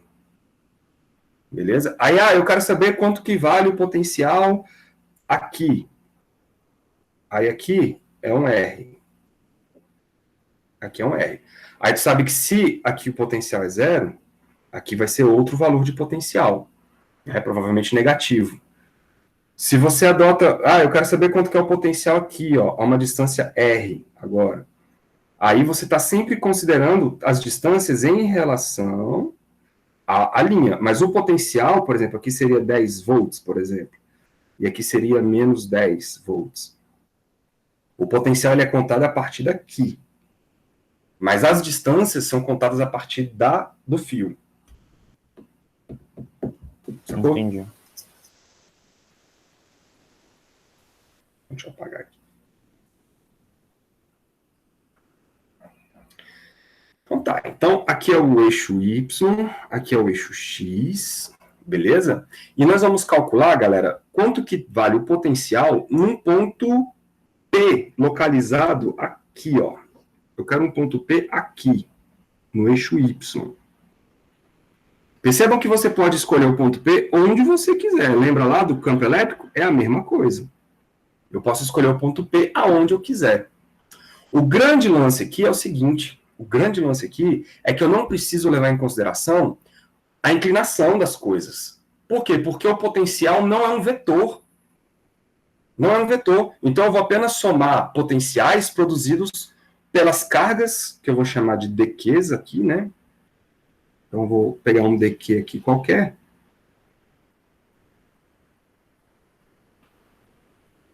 Aqui é um dQ qualquer. Localizado aonde? Localizado numa posição X, né, em relação ao referencial. E esse dQ, ele está a uma distância do ponto P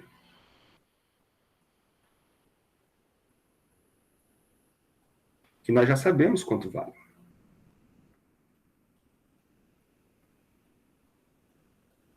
Essa distância aí vai ser o nosso Rzinho. Beleza? E aí, quanto que valem os catetos? Aqui é uma distância Y e ali vai ser uma distância X. Tá bom? O começo da barra está localizado na origem, então é o X igual a 0, e o final da barra está num ponto igual a L, que é o comprimento da nossa barra. Faz sentido aí para vocês, não faz? Nesse caso, galera, como é que fica o nosso cálculo do potencial? A gente vai usar aquela historinha do seguinte, ó. Cada elemento de carga dV produz um potencial dV no ponto P. De maneira que eu tenho 1 sobre 4π ε0 dq sobre R. dq sobre R. Legal. Então, o processo agora se mantém como vocês estão acostumados. A diferença é que aqui é um pouquinho mais fácil. Por quê? Porque aqui eu não preciso fazer cossenos e senos, já que eu não preciso decompor o potencial. O potencial, ele é um número, ele é um escalar, então ele não tem direção e sentido. Sacou? Então, o que a gente faz? Integra dos dois lados. Então, eu vou integrar dV. Isso vai ser igual, então, a 1 sobre 4π ε0, né, que é a constante, 4π, integral de dq sobre R. Legal? Muito bem. Aqui a gente pode escolher um ponto igual a zero no infinito, né? Porque aqui você está vendo que é uma distribuição finita. Então, você pode escolher o quanto mais longe, menor, então você pode escolher que o lá no infinito é zero, não tem problema algum. Isso quer dizer, então, que a integral de dV, que seria VA menos VB, né? Você pode fazer como apenas um V, porque o segundo é zero, não tem problema. Aí, o que a gente faz? Aquelas trocas que vocês estão acostumados. A carga está distribuída ao longo do eixo X.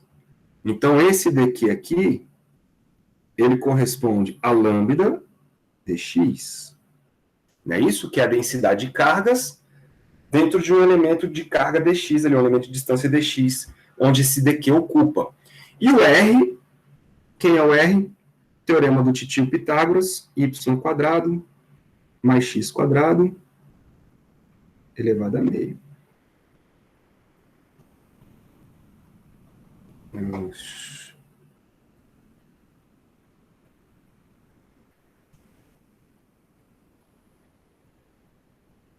Elevado a meio.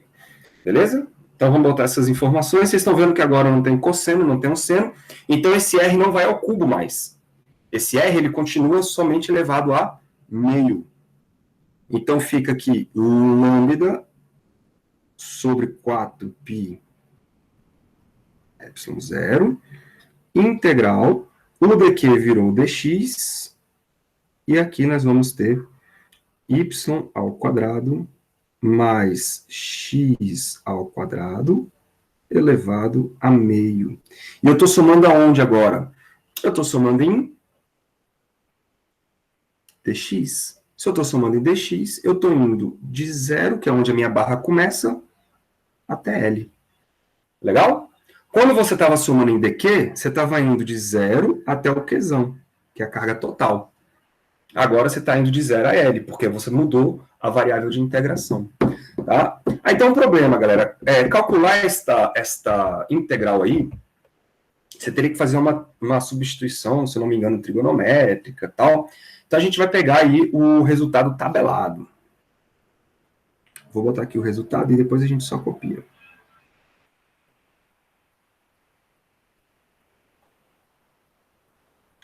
O resultado tabelado diz o seguinte: a integral, e lá naquela tábua de integrais lá do livro de vocês tem ela, de dx sobre y² mais x². Vocês estão vendo que aí o y está sendo dado como uma constante. Posso chamar essa constante de A, de L, enfim. Isto, galera, é um ln de x. Lá no cálculo, vocês devem fazer essa integral na unha, né?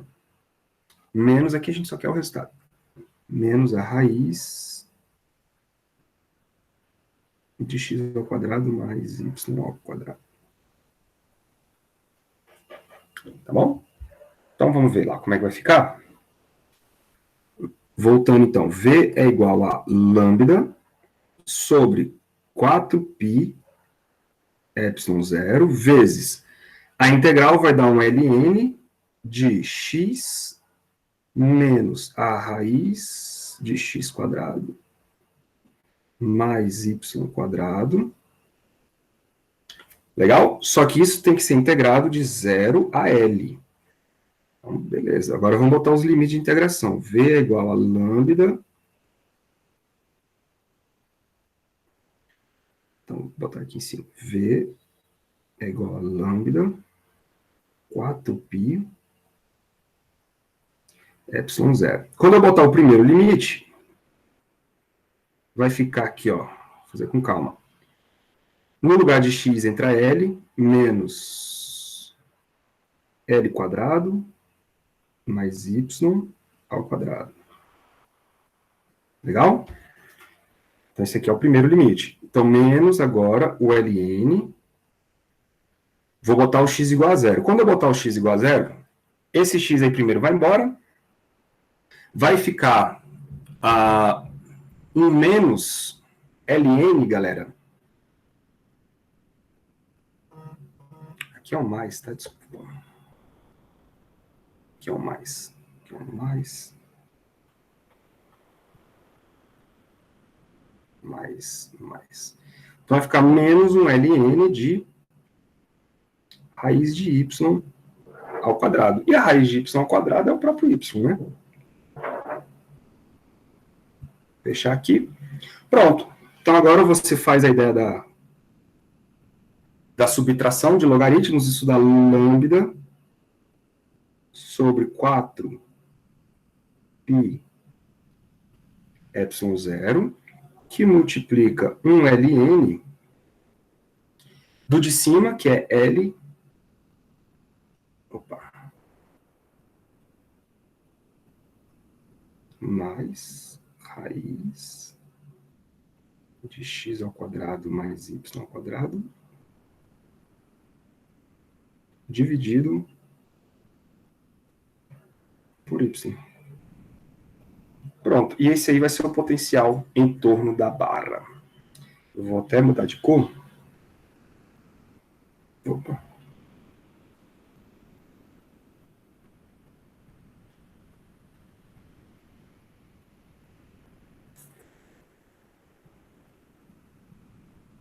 Pronto. Como é que o Y foi para embaixo mesmo? É porque está subtraindo aqui, ó, Ln de uma coisa menos Ln de outra. Aí sempre que você tiver Ln de A menos Ln de B, isso é a mesma coisa que o Ln de A dividido por B.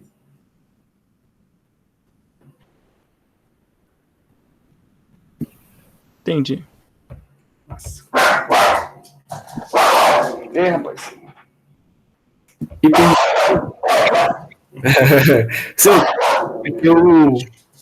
peraí. Vem cá, meu filho. Pitbull tá braba. Tem hora que o bicho dá estressado aqui.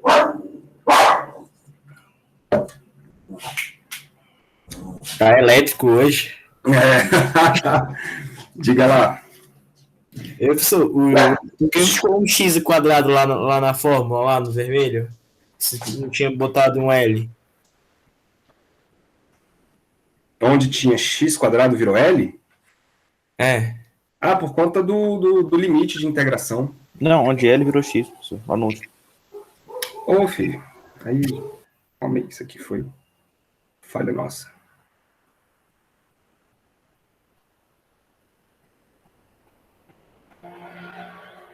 É isso, né? Ah, tá, de boa. Valeu, professor. Nós. Bom, aí, galera, vocês têm várias aplicações, tá? Várias aplicações. Eu vou fazer mais uma, porque é legal de vocês...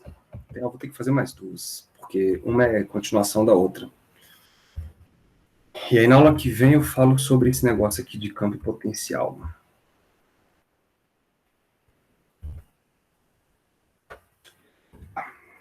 Então, vamos lá. Essa aqui foi a 7 e vamos para 8. Vamos ver o que dá.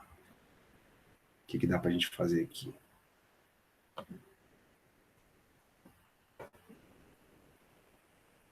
Vamos pensar agora num anel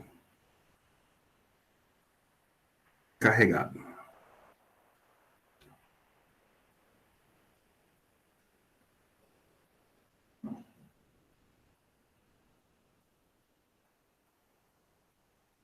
O anel carregado.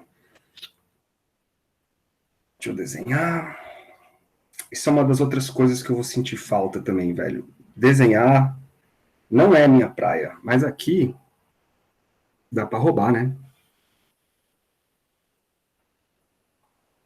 Então, ó, isso aqui é um anelzinho carregado, vou duplicar aqui só para a gente poder ter a noção da espessura dele. Pronto. Aí vocês imaginem que esse anel está todo eletrizado com cargas positivas.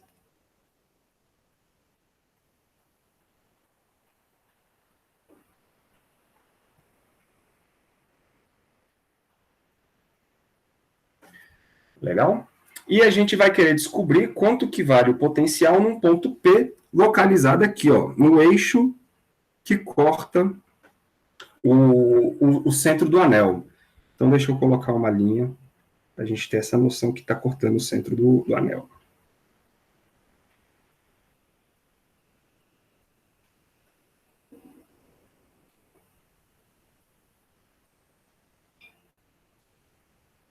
Pronto.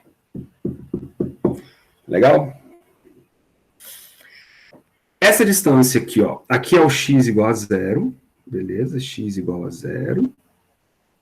E aí o ponto P está na distância x, em relação ao centro do anel. Em relação ao centro do anel. O anel, ele tem um raio, que eu vou dar um nome aqui qualquer, vou chamar de A, só para vocês não confundirem.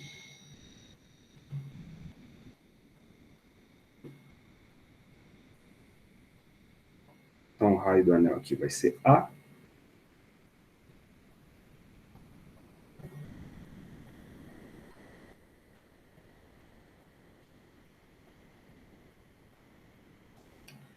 Beleza? E aí você já começa a ver que montamos um triângulo, que é o triângulo mágico que sempre aparece nesses tipos de problemas aí.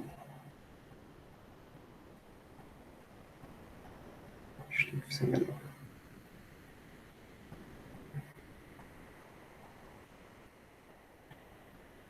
Por quê, galera? Porque eu quero saber o potencial no ponto P, só que quem produz potencial são as cargas. Então eu vou escolher uma carga dq localizada aqui, por exemplo,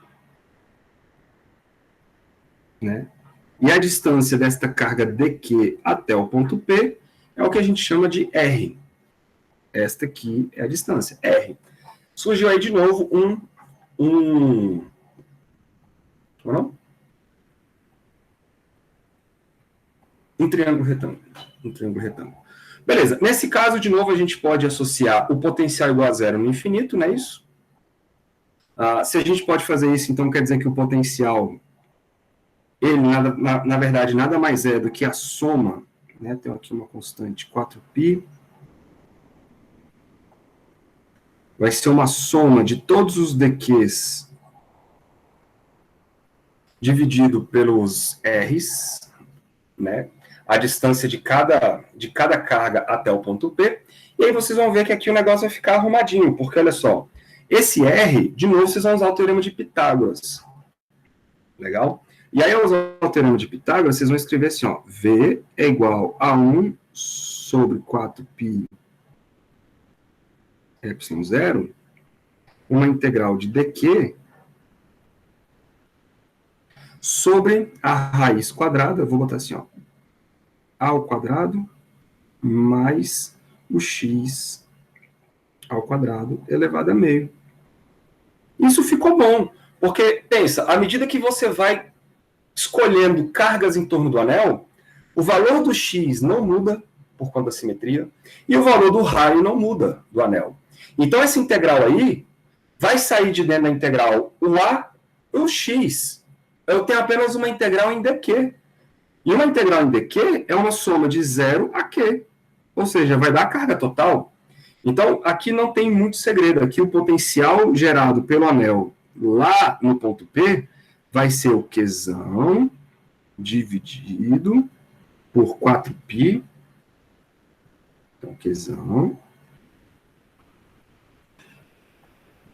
dividido por 4π epsilon a ao quadrado mais x ao quadrado.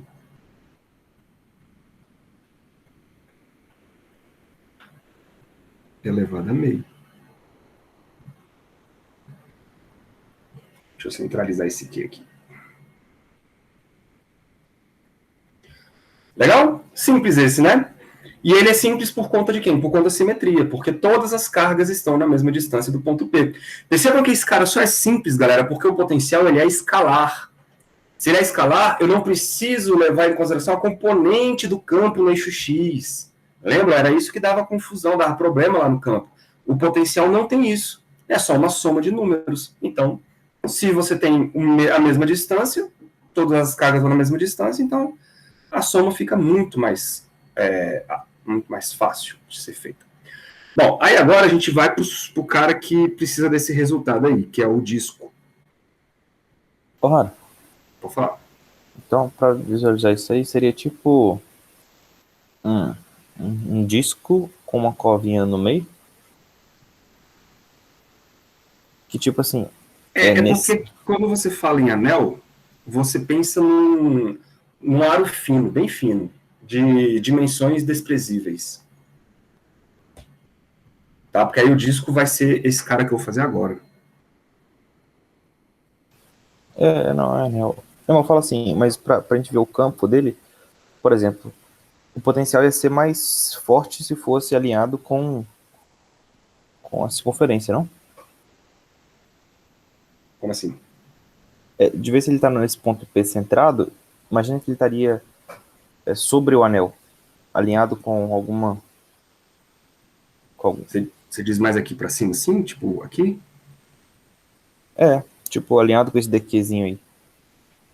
Ah, tá. Sim. Aí você vê que aí vai dar um pouquinho mais de trabalho, né? Porque as distâncias não são mais as mesmas. Para cada DQ. Entendi. E geralmente quando você pega problemas assim, você está preocupado com pontos mais simétricos. Pontos fora assim, da simetria, geralmente não são tão úteis para a gente fazer nem problema de laboratório, né, experimentos, e nem problemas teóricos. Entendi. Mas é possível. Entendi. Mas no caso desse ponto aí que você tinha marcado aí, ele é uma simetria com a circunferência, né? Mas perceba que quando você colocar o ponto P aqui, ó, tu vai ter que levar em consideração essa distância, ela é boa. Mas e quando você escolher uma carga daqui de baixo? Daqui. Aí você tem que pegar uma outra distância, que vai até lá. E aí cada carga em volta vai te dar uma espécie de um cone aí de distâncias em volta do ponto P. Mas a distância vai ser a mesma. Vai nada. Se ela não for elíptica, se ela não for elíptica, vai. Não, vai não, porque essa distância daqui, ó, essa distância aqui é x, concorda comigo? Concordo. Só que se você pegar a carga que está lá no ponto de baixo, essa distância já não é mais x, essa distância vai virar um cateto de um triângulo assim, ó. X e aqui 2A. E aqui vai ser a sua distância R. Esse R nunca vai variar. Sendo uma circunferência perfeita. Não, mas isso que eu tô falando vai, porque no primeiro caso, o R é o X. Aqui no primeiro caso, a distância, que é o R, é o X. Quando você for lá para baixo, por exemplo, aí o R já não é mais o X. Tem um raio aí envolvido no anel. Então a distância fica mudando. À medida que você soma as cargas aí, as posições mudam em relação ao ponto P. Entendeu? Acho que a gente tá falando de coisa diferente, mas depois a gente vê isso aí. Beleza. Tá falando de quê? Acho que a gente tá falando um pouquinho diferente. A gente tá pensando diferente, então. Mas depois tu me mostra isso aí direitinho. Bom, agora imagina, galera, um disco carregado. Deixa eu gastar meus dotes artísticos aqui de novo.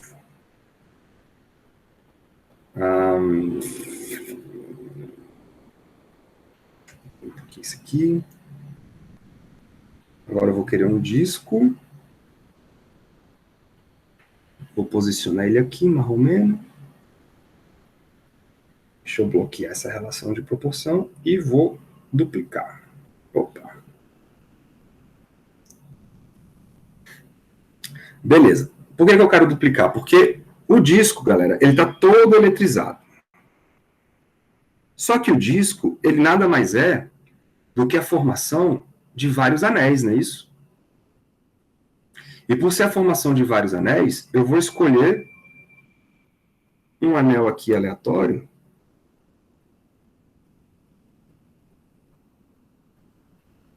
Acho que ficou bom. Um anel aqui aleatório, né, que ele forma o nosso disco. E a nossa ideia é calcular o campo elétrico, desculpa, o potencial elétrico simétrico ao centro do disco. Então, deixa eu colocar aqui um eixo Y, passando no centro do disco. É como se fosse o eixo X lá do outro, né?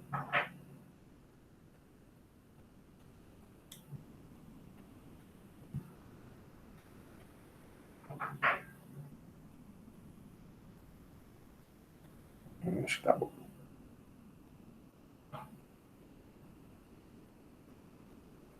Tá bom. Beleza? Então, a gente vai querer calcular o potencial no ponto P. E o ponto P está aqui agora. O ponto P está aqui.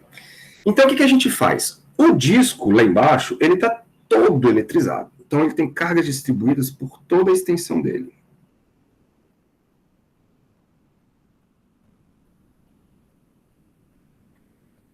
O que nós vamos fazer? Nós vamos considerar que o disco é formado por vários anéis, beleza? Esse anelzinho aí, ele vai ter uma carga dQ associada a ele, beleza? O raio desse anel, nós vamos chamar de dx. Calma aí. Será? Então, aqui o raio.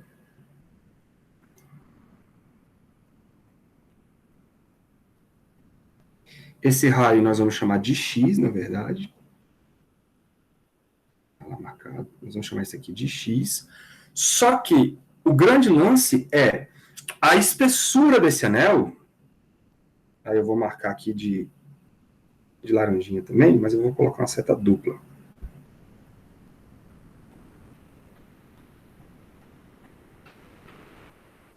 Então a espessura desse anel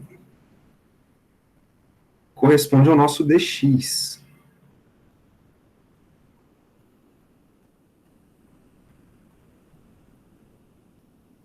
E sobre o anel, apenas sobre o anel, está distribuída a carga dQ sobre o anel. Tudo bem? Então, o que eu estou fazendo? Eu estou transformando o problema do disco, igual a gente fez com o campo elétrico, como se fosse um problema de vários anéis, né, separados e com a mesma distância com o mesmo centro, de maneira que ao somar todos os anéis, eu tenho um disco acontecendo. Só que cada anelzinho desse tem uma carga dQ. Cada anelzinho desse tem uma carga dQ. E a carga do... desculpa, a carga não. O raio total do disco, bora botar Rzão aqui, ó.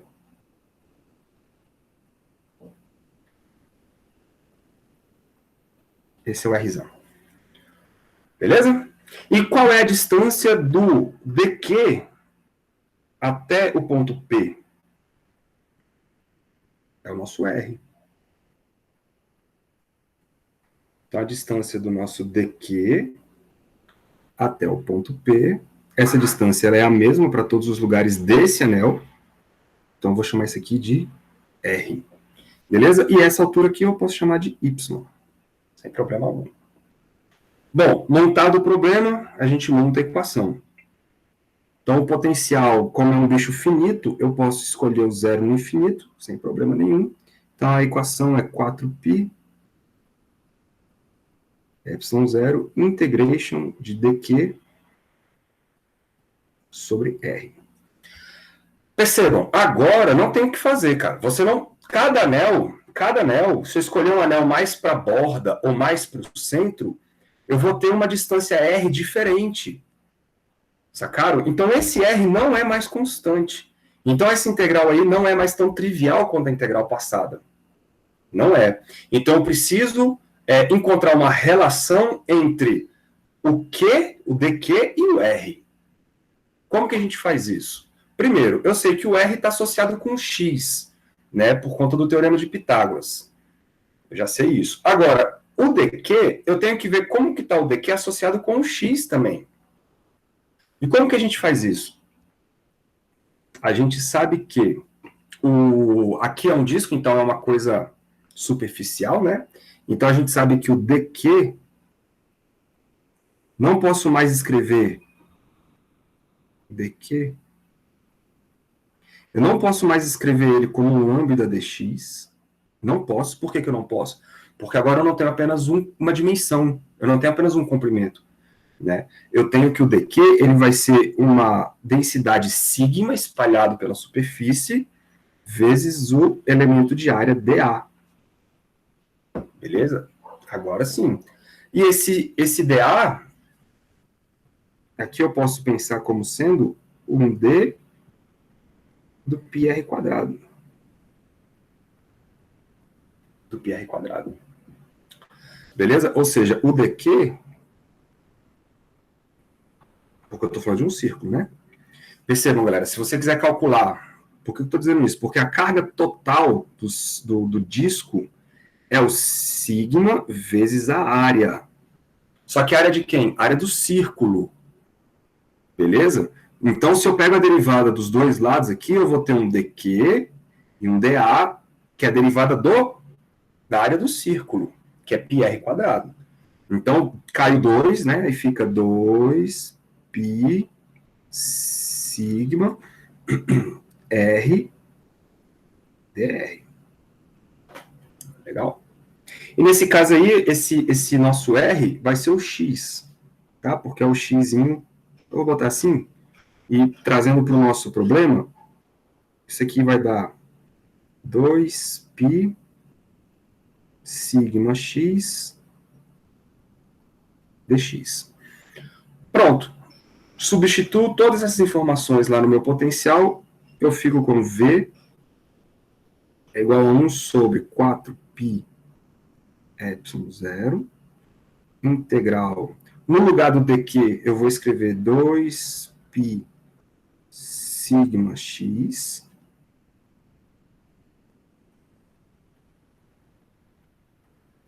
dx, sigma x dx. Legal? E embaixo eu fico com r, que é o nosso y ao quadrado mais o x ao quadrado elevado a meio. Tá bom? Só arrumar a casa aqui, ó, eu posso mandar embora π com π, 2 com 4. Isso aqui vai dar, o sigma é constante, ele sai da integral, então fica sigma sobre 2ε0, né? Integral de, cadê? X dx, x dx sobre x ao quadrado mais y ao quadrado, tudo a meio. Pronto. Essa integral aí a gente tem que fazer. E ela vai de 0 a R, porque eu estou integrando no disco do centro até a borda. Né? Como é que a gente faz essa integral aí? Aí é aquilo que eu estava falando, quando você tem a variável dentro de um tipo, denominador e numerador, onde os expoentes diferem de uma unidade, você pode fazer aquela ideia da substituição, que as coisas saem de maneira até interessantes, assim, mais rápidas, né? Então, vou botar aqui um verdinho, ó. Eu vou chamar de U o cara lá de baixo, então fica x ao quadrado mais y ao quadrado. Isso quer dizer que o du vai ser 2x dx. Legal? 2x dx. Só que, fazendo isso, os limites de integração se alteram. X igual a 0, quando x era igual a 0, isso vai me levar U igual a y ao quadrado. E quando x for igual ao raio, meu u, ele vira o raio ao quadrado mais y ao quadrado. Tudo bem?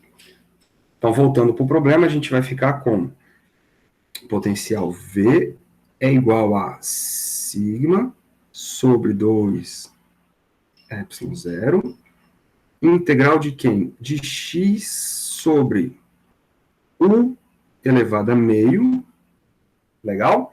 No lugar do dx, vai entrar o du sobre 2x.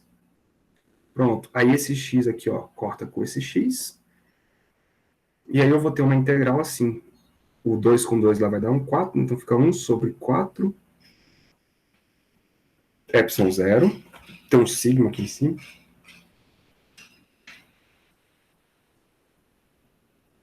Integral de du sobre u elevado a meio.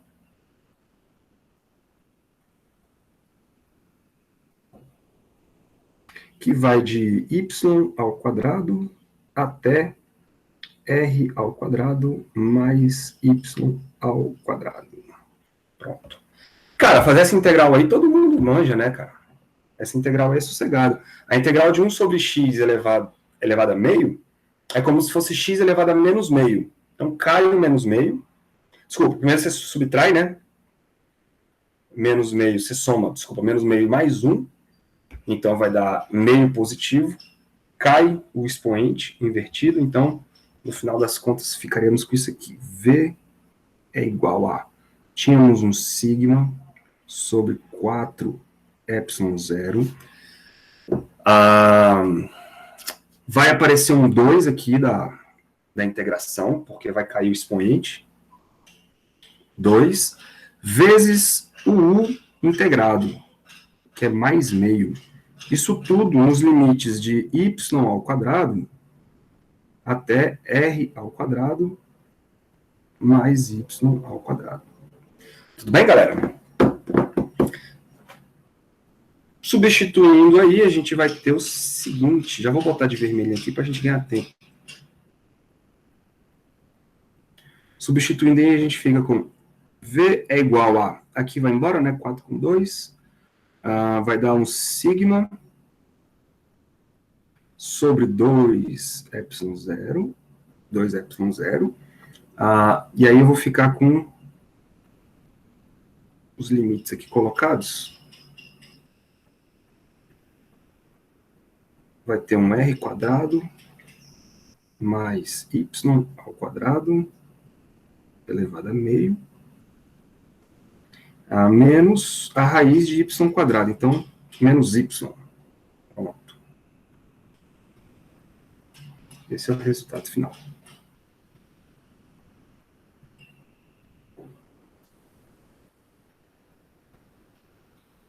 Legal, né? Bom, tem uma coisa aqui, eu acho que dá tempo de a gente fazer rapidinho, mas não vai dar tempo de a gente discutir. Não, deixa quieto.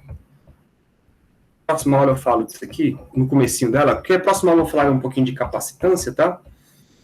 E depois a gente vai fazer a relação entre o campo e o potencial. Já são meio de 10, meio de 11. E depois, cara, isso aqui não rende. Isso aqui não rende. Deixa eu ver aqui. Não tem vetor. Pois é, Átila. É muito mais simples quando não tem vetor, né, cara? Muito mais simples. Entendido isso, senhores? Alguma dúvida?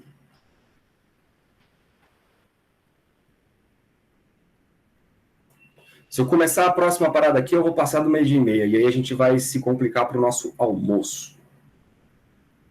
Tá bom? Vou parar a gravação, então. Pronto.